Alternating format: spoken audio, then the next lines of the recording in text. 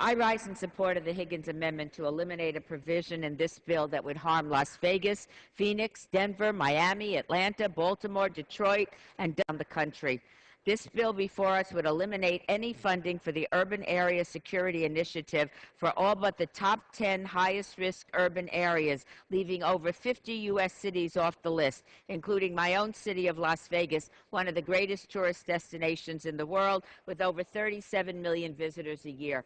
For almost a decade, UASI program has worked to help cities prevent and protect themselves from threats and acts of terrorism. Not too long ago, over 60 U.S. cities received funding to help them purchase equipment, develop recovery plans, and implement counterterrorism strategies. In my home city of Las Vegas, for example, we've created the Southern Nevada Counterterrorism Center, where 18 state, local, and federal agencies all work together to detect and prevent terrorist and other homeland security-related events.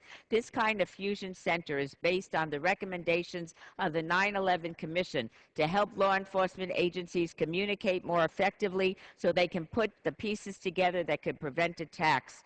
UASI funding has been an essential part of that center, and cutting off funding to that center now would put their excellent and possibly life-saving work at risk. Southern Nevada is home to Nellis Air Force Base and Hoover Dam and some of the largest hotels on the planet.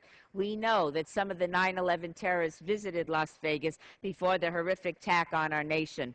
Mr. Speaker, after the capture and killing of Osama bin Laden, we also know that terrorists are increasingly focusing their interests on mid-sized cities rather than large cities. Many of those would now not be receiving federal funding were this provision to become law.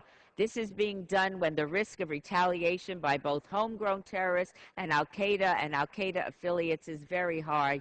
I implore my colleagues not to leave some of America's greatest cities vulnerable and without the necessary funding to protect themselves. At a time when states and local governments are struggling to balance their budgets, we need help more than ever to prevent and prepare against terrorist attacks. This provision would be salt to the wounds. I urge support for this amendment, and I yield back.